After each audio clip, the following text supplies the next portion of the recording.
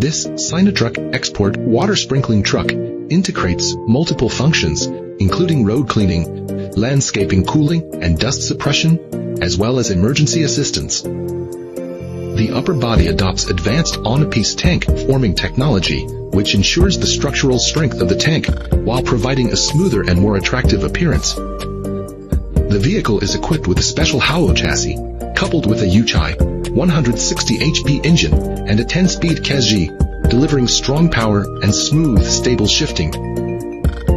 With a wheelbase of 4,500 mm, it comes standard with an original air conditioner, balancing driving comfort and operational performance. The tank has a volume of 15,000 liters and features professional internal anti-corrosion treatment. A front spraying system is installed for road cleaning. Side spray nozzles are provided for landscaping irrigation. A rear sprinkling device is used for efficient road cooling and dust suppression. The truck is equipped with an original power takeoff, PTO, firefighting interface and special water pump as standard.